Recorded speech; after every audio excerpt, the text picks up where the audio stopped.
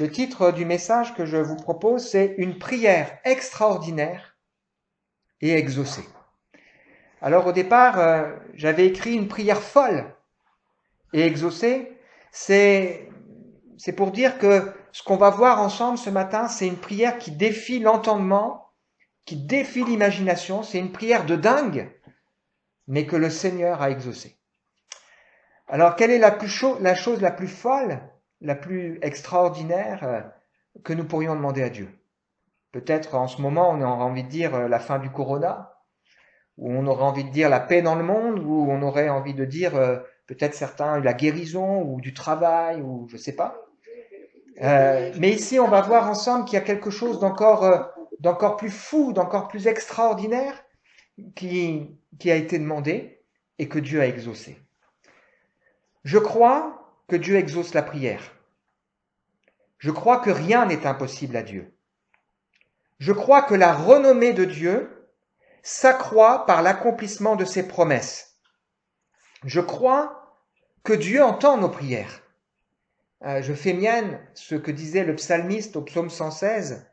J'aime l'Éternel parce qu'il entend ma voix. Il a penché son oreille vers moi et qui prend cet engagement, je l'invoquerai toute ma vie. Je crois que quand un malheureux crie, l'Éternel entend et qu'il est près de ceux qui ont le cœur brisé. Comme Job, je crois que même dans la pire situation que je peux traverser, celui qui me rachète est vivant et qu'il se lèvera le dernier, il aura toujours le dernier mot sur la terre. Je crois que Dieu veut que je prie, que nous prions et il veut nous exaucer. Mais je sais aussi que la prière c'est sérieux, que c'est une grâce. Je sais que Dieu ne m'exauce pas toujours. Je sais que parfois je demande mal et que je dois me rappeler qu'il est souverain et que c'est lui qui a raison.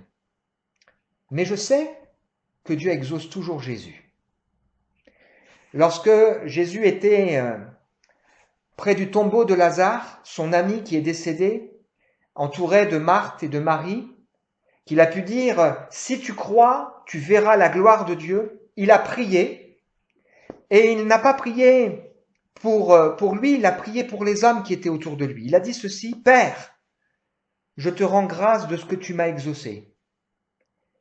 Pour moi, je savais que tu m'exauces toujours, mais j'ai parlé à cause de la foule qui m'entoure, afin qu'ils croient que tu m'as envoyé. » C'est-à-dire que la prière que Jésus a faite devant tout le monde, elle était là comme un témoignage que c'est Dieu qui va agir. Un peu comme on l'a vu avec Élie, qui a prié cette prière que Dieu lui a mis à cœur, pour qu'on puisse comprendre que c'est bien Dieu qui agit. Donc la prière qu'on va voir ensemble, la prière de Jésus, on va considérer ensemble seulement un verset ce matin. C'est une prière incroyable, inimaginable, extraordinaire, une prière folle, une prière dingue, mais on peut avoir cette assurance qu'elle est exaucée parce que c'est Jésus qui l'a faite et que tout ce que Jésus demande est exaucé. Alors, le sujet de ce matin est au cœur du sens de la vie. On a déjà eu l'occasion, il y a quelques semaines, de citer cet homme, Viktor Frankl, fondateur de la logothérapie, c'est-à-dire soigner les gens par le sens de la vie. Cet homme qui a pu constater dans un camp de concentration où il a été déporté, un médecin qui avait refusé de faire mourir les handicapés, que ceux qui avaient un sens dans leur existence tenaient ferme, alors que ceux qui n'en avaient pas, ils lâchaient prise. Donc on sait que le sens de la vie, c'est quelque chose d'important, qui trouble les gens. On a ce chant connu, célèbre, pourquoi je vis, pourquoi je meurs, pourquoi je ris, pourquoi je pleure, ou encore Amir, j'ai cherché un sens à mon existence. Camus disait que c'est la question la plus importante, la plus pressante des questions. Et il disait que je ne sais pas si ce monde a un sens qui me dépasse, mais je ne connais pas ce sens. Je ne puis comprendre ce qui est à l'intérieur de mes limites humaines. Et ce matin, le sujet qu'on va voir ensemble est en rapport avec le sens de la vie parce que ça dépasse nos limites humaines. Ça nous amène directement au cœur de Dieu. Jésus, quand il voyait la foule, voyait une foule qui était languissante, il était ému parce qu'il dit ces gens, ils n'ont pas de brebis, ce sont des brebis qui n'ont pas de berger, qui n'ont pas de sens à leur existence. Et il va demander à ses disciples de prier pour que Dieu envoie des ouvriers dans la moisson. Et ça nous rappelle ce qu'on a vu ensemble depuis quelques fois. Là, il y a 2 semaines, on a vu ce thème, qui enverrai-je ? Nous croyons que l'évangile, c'est la réponse de Dieu à tous les besoins du monde. C'est la réponse de Dieu au corona, c'est la réponse de Dieu au fanatisme. Dieu qui a été capable de transformer le pire fanatique de l'histoire, qui s'appelle Paul. C'est la réponse à ceux qui sont seuls ou qui ont le cœur brisé. Et c'est pour ça qu'on avait réfléchi sur cette question, qui enverrai-je ?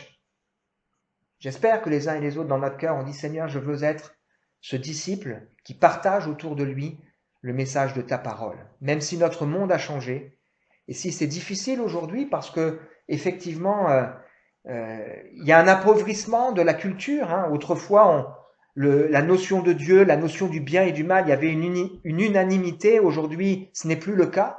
Ça veut dire qu'il faut aller chercher les gens plus loin dans leur situation, mais l'évangile reste la bonne nouvelle. Et la dernière fois, on a vu l'union fait la force, ce slogan qui est repris dans différents pays, mais qui fait l'amour fait la différence, l'Église. C'est cette union qui est rendue possible parce que des cœurs d'hommes égoïstes, de femmes égoïstes, tellement différents, de cultures, d'origines, d'idées, sont transformés par la grâce de Dieu. Alors on va considérer ensemble un verset de cette fameuse prière de Jésus que je vais vous montrer maintenant. Jean chapitre 17, verset 24. Père, je veux que là où je suis, ce que tu m'as donné soit aussi avec moi, afin qu'il contemple ma gloire, la gloire que tu m'as donnée parce que tu m'as aimé avant la création du monde. Je vais le relire puisqu'il n'y en a qu'un. Père, je veux que là où je suis, ce que tu m'as donné soit aussi avec moi, afin qu'il contemple ma gloire, la gloire que tu m'as donnée parce que tu m'as aimé avant la création du monde. Je vais annuler le partage. Donc on va voir à travers ce court verset 4 éléments qui font de cette prière une prière de dingue, une prière extraordinaire, mais exaucée. Là, le premier élément, c'est que son intercesseur est incroyable. Jésus est incroyable. L'Évangile nous montre que Jésus, il est de toute éternité, il est Dieu, et il accepte de quitter une situation de confort, de bien-être suprême, pour venir dans un corps semblable au nôtre, à notre portée, souffrir. Il savait qu'il est venu souffrir pour nous ouvrir la porte de la gloire et du royaume de Dieu. Une prière incroyable avec un intercesseur incroyable, parce que Jésus peut s'adresser à celui qui l'exauce toujours. Pourquoi ? Parce que rien dans la vie de Jésus ne vient faire obstacle à la communion, à la relation avec Dieu, que ce soit dans son cœur, que ce soit dans ses pensées, dans ses aspirations. C'est le seul être parfait, l'unique. C'est pour ça que la Bible nous dit que c'est le seul médiateur, l'intermédiaire entre Dieu et nous. Il n'y en a pas d'autre. Même Marie, la mère de Jésus, on se souvient de cet épisode du début des évangiles, elle a dit aux gens, mais faites ce que lui vous dira. Jésus qui a surpris par sa sagesse, par son autorité, par sa vie. Pourquoi ? Parce qu'il vivait cette communion parfaite avec Dieu. Il vivait pour une chose, il vivait pour la gloire de Dieu. Obéissant, contrairement à nous qui sommes désobéissants, et entièrement soumis à son Père. Un intercesseur incroyable qui sait d'où il vient et où il va. Qu'il sait aussi pourquoi il est là. Il le dira dans ce fameux repas avec ses disciples. Mon heure est venue. Le Père a remis le sort du monde entre mes mains parce que Jésus connaissait le calendrier de sa vie et de sa mission.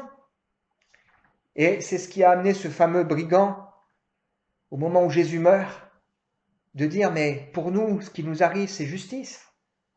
On mérite de mourir, mais lui, il n'a rien fait de mal. Alors, Jésus, souviens-toi de moi quand tu viendras dans ton règne. Et Jésus a fait ce que personne d'autre que lui pouvait faire. Tu seras avec moi aujourd'hui dans le paradis. Un intercesseur incroyable. Que nous ayons envie d'être avec Jésus, ça se comprend. mais que lui ait envie de nous avoir avec lui, ça c'est incroyable. La deuxième chose qui fait de cette prière une prière incroyable, c'est que Jésus justement nous lance aux uns et aux autres ce matin, encore, une invitation incroyable. La bonne nouvelle de l'évangile, c'est cette invitation à le suivre. Jésus qui rencontre Pierre et Jean en train de réparer leur filet et qui leur dit « Suivez-moi, je vous ferai pécheurs d'hommes », qui rencontre cet homme Lévi qui est qui collecte l'impôt et lui, il l'invite à le suivre, et cet homme qui accepte de tout laisser pour suivre Jésus, ou Philippe, à qui il lance cette même invitation « Suis-moi », qu'il renouvellera à Pierre à la fin de l'évangile, lorsqu'ils vivent cette pêche miraculeuse, où Pierre se dit « Mais qu'est-ce qui va arriver aux autres ?» Il dit « Mais ça, c'est pas ton problème, toi, suis-moi ». Et l'invitation de l'évangile, c'est une invitation à suivre Jésus, pour devenir enfant de Dieu, à suivre Jésus pour suivre la lumière, à suivre Jésus parce que Jésus est le chemin, la vérité et la vie. Suivre Jésus sur terre nous garantit d'être avec lui dans le ciel. Suivre Jésus, ça veut dire passer par la croix. Jésus est mort pour nos péchés. Il a subi à notre place la condamnation qui aurait dû tomber sur nous. Mais ce qu'il nous faut comprendre, c'est que la croix, c'est pas seulement Jésus qui meurt pour nous. La croix, c'est nous qui acceptons de mourir avec lui, de renoncer à une vie sans Dieu. Et la croix, c'est pas la fin. Jésus est ressuscité. Et comme Jésus est ressuscité, suivre Jésus, c'est accepter de mourir avec lui. Nous sommes morts avec lui pour ressusciter avec lui pour une vie nouvelle, avec un autre but. Vivre pour la gloire de Dieu. Et si quelqu'un n'a compris de la croix que simplement je fais que Jésus soit mort pour nous, sans avoir compris que lui aussi doit mourir avec Jésus, il n'a pas compris la croix. Suivre Jésus, c'est accepter ce chemin en vue d'une destinée extraordinaire, la gloire de Dieu. Toutes choses concourent ensemble au bien de ceux qui aiment Dieu, de ceux qui sont appelés selon son dessein, c'est-à-dire selon son plan parfait. Parce que ceux que Dieu a connus d'avance, il les a aussi prédestinés à être semblables à l'image de son Fils, transformés comme Jésus. Et ceux qu'il a prédestinés, il les a aussi appelés, ceux qu'il a appelés, il les a aussi justifiés, déclarés justes, et ceux qu'il a justifiés, il les a aussi glorifiés. Et donc il y a ce cheminement, Dieu qui nous connaît, nous appelle. Suis-moi. Il veut nous justifier, c'est-à-dire nous recouvrir de sa justice pour que nous puissions être appelés enfants de Dieu. Et si nous sommes justifiés, il nous destine à la gloire de Dieu. Jésus n'a pas honte de nous appeler ses frères, et il dit devant Dieu, me voici, moi et les enfants que tu m'as donnés. Extraordinaire. Un sauveur extraordinaire qui nous fait une invitation incroyable, suivre jusque dans la gloire. Et le troisième point, c'est une destination extraordinaire. Comment voit-on Jésus ? Beaucoup représentent Jésus comme un petit bébé dans la crèche ou sur une croix. La Bible nous dit que Jésus est couronné de gloire et d'honneur à cause de la mort qu'il a soufferte. Elle nous dit que toutes choses ont été mises sous ses pieds. Il est notre grand Dieu et Sauveur Jésus-Christ. Depuis le jardin d'Éden, l'homme cherche la gloire. Il cherche à être son propre Dieu, son propre maître, celui qui peut décider de ce qui est bien et de ce qui est mal.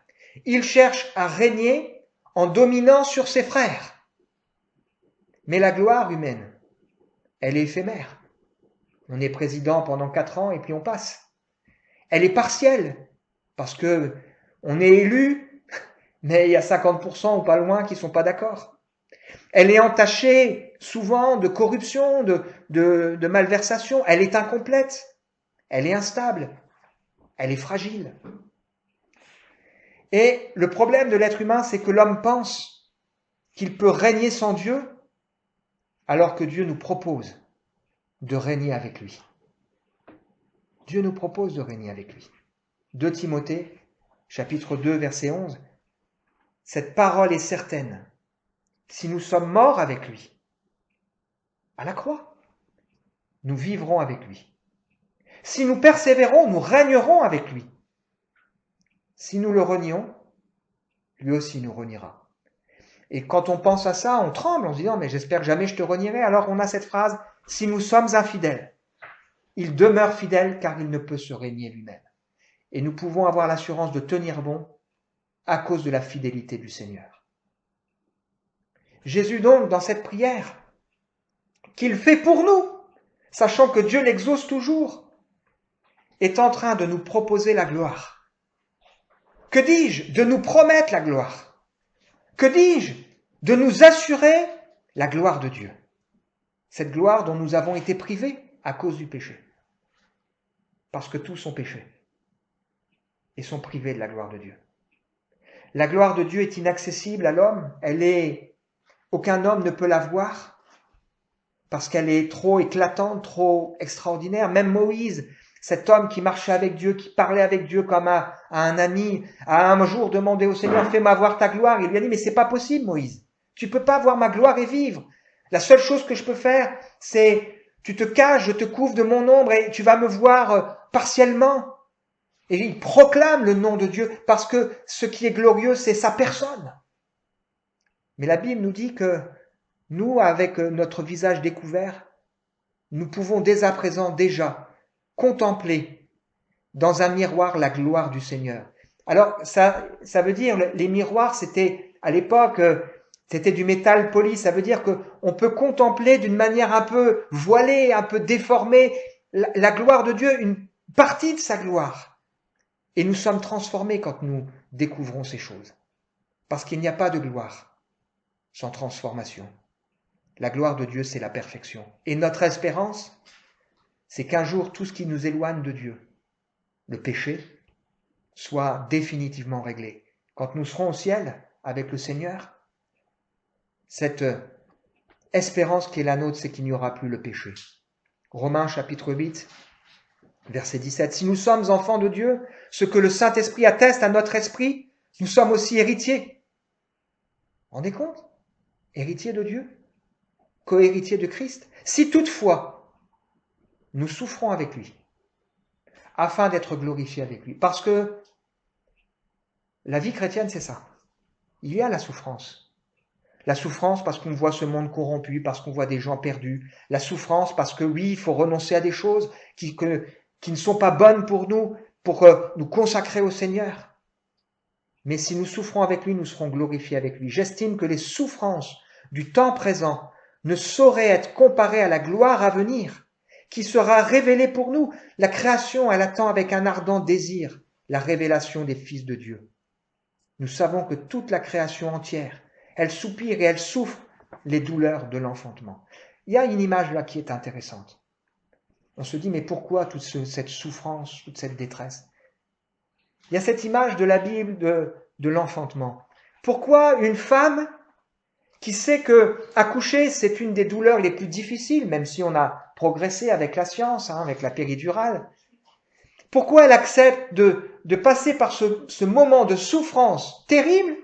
Mais parce qu'elle sait que c'est un temps qui passe par rapport à la joie de mettre au monde un fils ou une fille et d'avoir toute une vie à passer avec lui ou elle. Et c'est la même chose avec nous.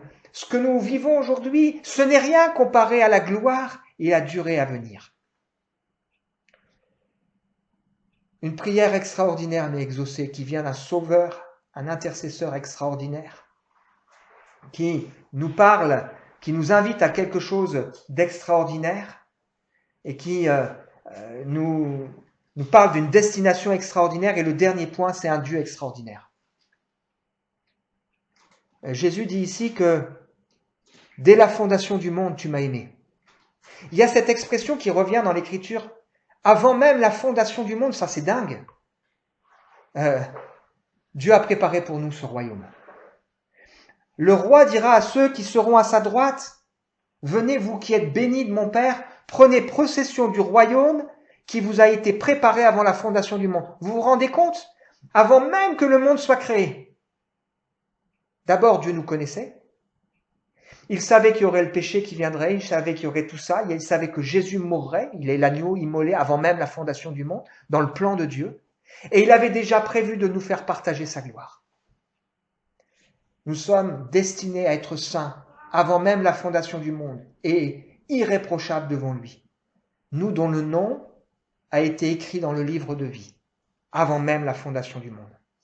Il nous a sauvés, il nous a adressé une sainte vocation, non à cause de nos œuvres, mais selon la grâce qui nous a été faite, qui nous a été donnée avant les temps éternels, dans le cœur de Dieu. Tout ça, c'était déjà prévu.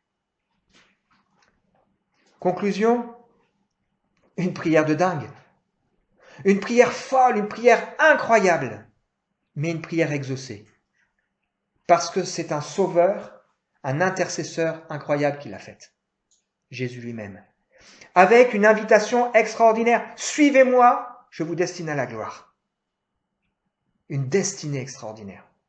Qu'est-ce qu'on aurait pu espérer de plus fort dans nos rêves les plus fous? Et un Dieu et un Père incroyable. Et donc il y a pour nous 3 questions ce matin, pour nous aider à réfléchir. Est-ce que oui ou non je ferai partie du grand voyage? Vous savez, on peut expliquer la vie d'un être humain comme un voyage.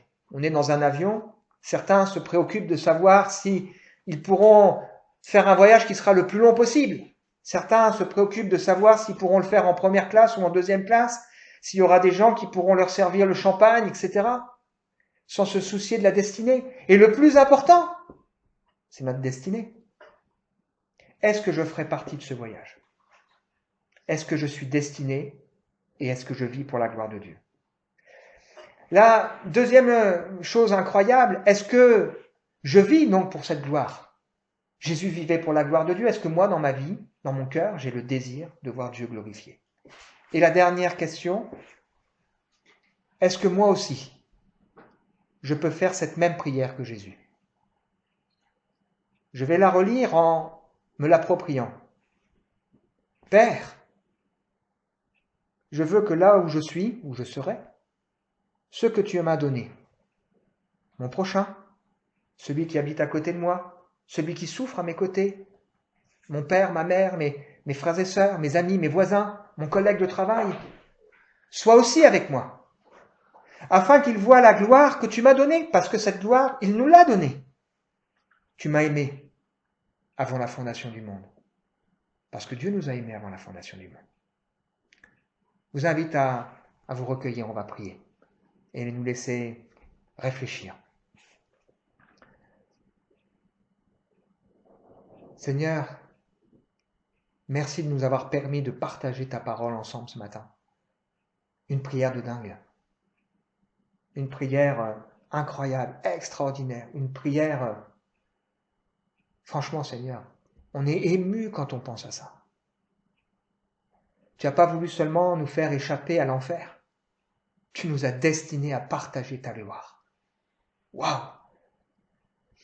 Et tu nous dis que cette gloire, il n'y a rien qui pourra l'entacher. Il n'y a pas le mal, pas la souffrance, pas le pleur, pas les larmes, pas les deuils, pas les regrets, rien ne pourra l'entacher. Merci Père de ce que ce matin encore, à travers ce que nous partageons, tu nous lances ces 3 invitations. Faire partie du voyage. Je veux faire partie du voyage.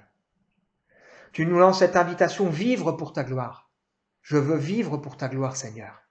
Parce que c'est aussi celle que je suis appelé à partager. Et puis cette dernière invitation, prier. Pour que ceux qui sont autour de nous, nos prochains, puissent eux aussi voir cette gloire que tu as préparée avant même la fondation du monde. Bénis-nous les uns et les autres. Bénis chacun de nous. Je prie pour que tu te révèles et que tu conduises chacun d'entre nous à faire un pas de plus ce matin pour ta gloire, Seigneur. Amen.